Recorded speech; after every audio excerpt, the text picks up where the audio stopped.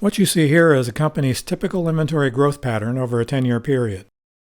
I say typical because I have seen the same pattern at almost every manufacturing company that I have worked at, whether it be aerospace or medical devices. I've taken the liberty of layering on top of this inventory trend graph another graph line in green that represents the annual sales trend at that company.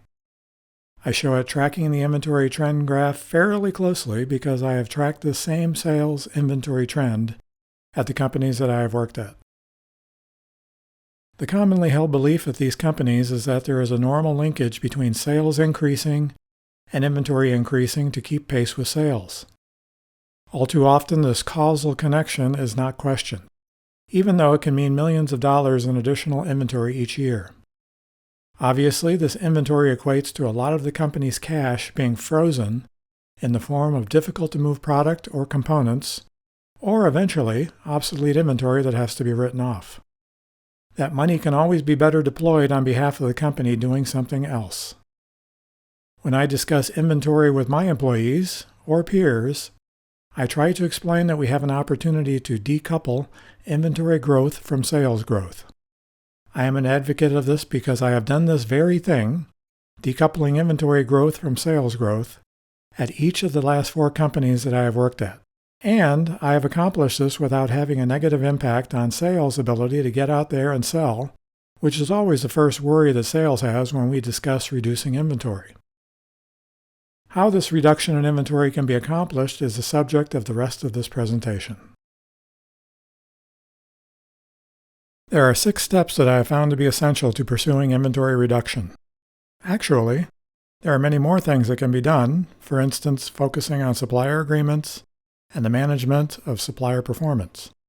But for this bare-bones presentation, I will just focus on those steps necessary to get tangible reductions in inventory, which is a great start on the road to inventory optimization. We will cover the following steps in the process. Step number 1 is to gather your company's inventory data. Step number 2 will be to put together a cross-functional team focused on inventory reduction and then inventory optimization. Step 3 involves brainstorming what the team thinks historically or currently is driving inventory to go up. Step 4 looks at using an A3 template to capture all of the project's key elements. Step 5 is the setting up of monthly inventory team meetings with all of the cross-functional team members in attendance. And Step 6 is the important step of publishing the inventory reduction A3 to the company's management team and to the rest of the organization as well. So let's walk through the 6 steps in a bit more detail. The first step in getting our inventory reduction project off the ground is to gather monthly inventory data. You may ask why this is necessary if we know we have an inventory problem already. Why not just get on with it? The reason for gathering the data is so that we can understand the historic inventory trend, but more importantly, so that we have a baseline inventory number to work with going forward. If we are not measuring our inventory month to month, we won't know if we are making progress in reducing inventory or whether some categories of inventory are continuing to go up while others are going down, thus potentially canceling each other out from a total inventory standpoint. This is a typical you can't fix what you can't measure problem that we are tackling. As I state in the visual, you can use total, gross, or net inventory to measure overall inventory. If you want to get more granular with this and measure inventory for different categories, like raw materials, finished goods, and work in progress, or inventory associated with specific product lines, that is great too. Just remember that the more data you collect, the more you will have to analyze and maintain. I also mentioned that getting finance and accounting to assist with this is a good idea. One reason is that they are usually maintaining some of this data already. But the other important reason is to make sure what you track and report on going forward is consistent with what finance and accounting is using. There is nothing worse than telling senior management that the inventory reduction team is making great strides in reducing inventory, only to have your finance people contradict this. Once you have the data, you will need to use a spreadsheet program to maintain the data and to produce inventory trend graphs. Any spreadsheet program works for this purpose, For instance, Google Sheets, LibreOffice Calc, and of course Microsoft Excel. To keep the graphing simple, I would recommend graphing the data using line graphs. While we are at it, I would also strongly suggest that you get the same inventory data for 5 to 10 years back if you can. This 5 to 10 year backward look is another suggestion that might elicit a why bother response, but there is an important reason for this. Having multiple years of history enables you to get a picture of what has been going on with the inventory. Has it been increasing just recently? Has this been going on for 20 years? Have there been events in the past that have affected inventory spikes or troughs? All of this is potentially useful information for the team that you are going to assemble to tackle this many-headed creature. The second step is focused on putting together a cross-functional inventory reduction team. By cross-functional, I mean to include a representative from each part of the company that has a stake in the company's inventory. The short list should include sales, accounting and finance, operations, engineering, planning, procurement, and supply chain. Of course, who is included depends on the company's business model and sales and inventory operations planning strategy, or SIOP. You can also include warehouse, marketing, and whoever is in charge of any just-in-time program that directly supports customers.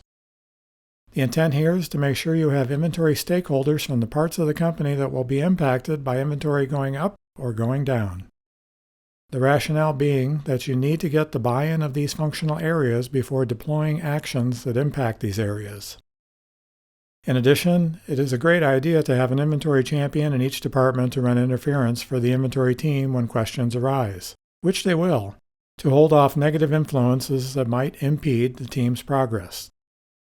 You also need to develop what is called a team charter for the inventory reduction team.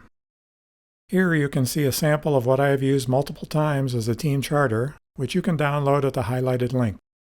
The charter includes the overall goal for that year, the area, division, or department that will be focused on, the implementation team, spelling out the names of the individuals on the team, the stretch objectives, that is, the overall inventory objective broken down into specific elements or goals that are beneficial to the company, a brief explanation of what the inventory reduction opportunity represents, and then what I call primary goals for the team, like meet that year's inventory budget, improve procedures, etc. The last element here is to get senior management support for the inventory reduction team. This senior management support becomes critical later on in the process when you need someone on the senior leadership team to explain to senior management what the team is trying to accomplish, as well as to run interference if criticism is directed at the team for some reason, which doesn't happen too often, but it does happen. The senior manager also becomes the team's champion.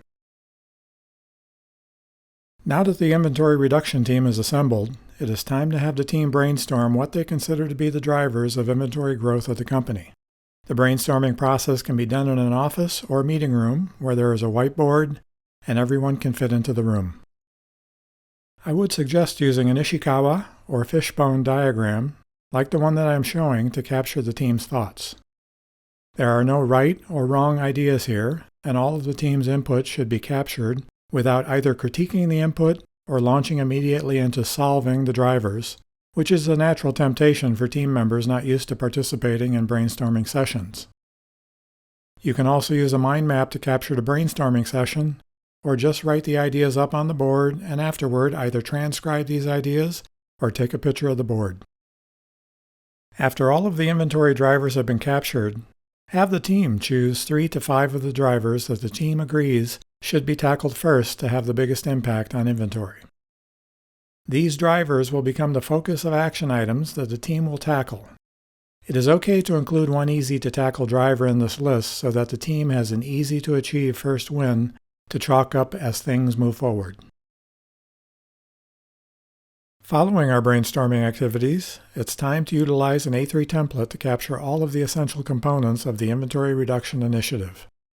The A3 is a lean Toyota Production System tool that has many uses in business, but is especially appropriate for our inventory reduction project. It consolidates on one page everything that is important about the project, from why we are doing this in the first place, to how we are tracking our progress to make sure we are achieving our goals.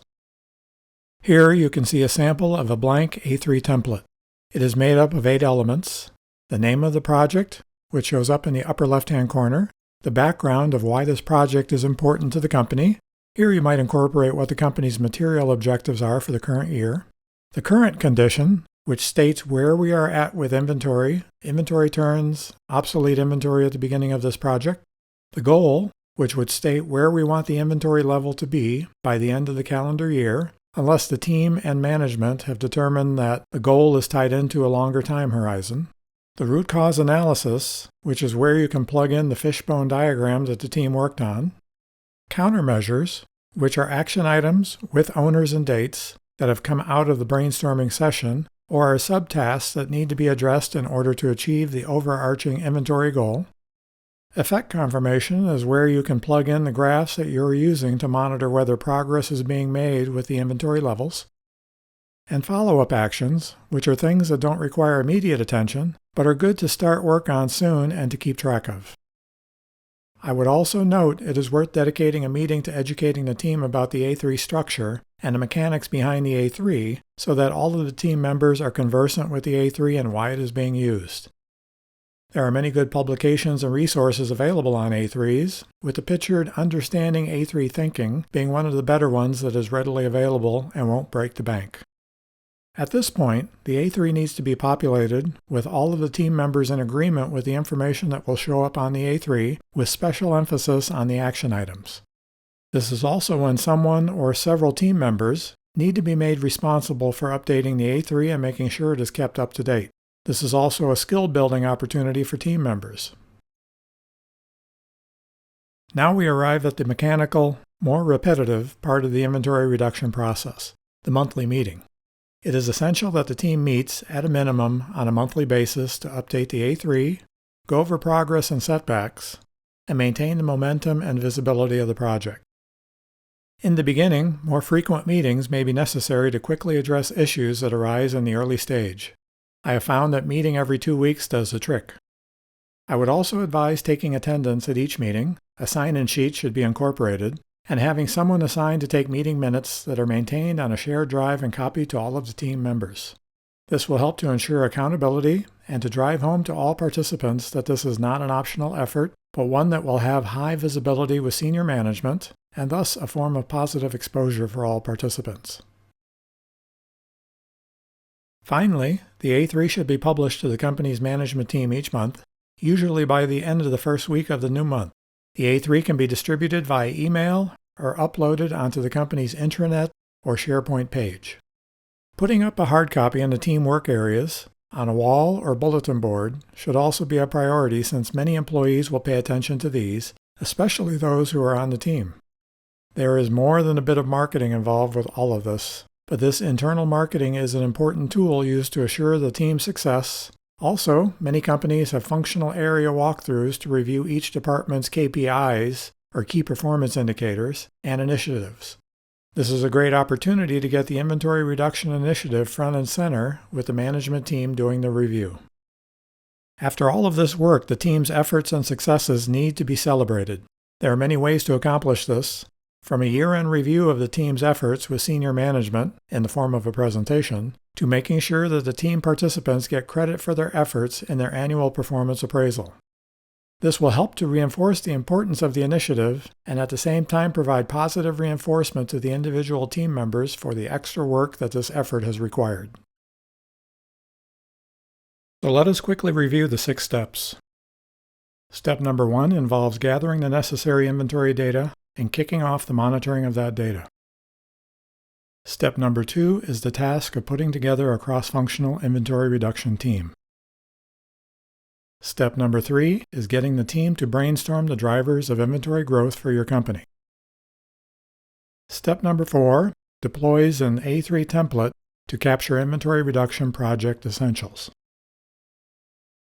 Step number 5 is the setting up of monthly meetings with the team to update actions and share developing trends. Step number 6 is the publishing of the A3 to the company's management team and posting of a hard copy of the A3.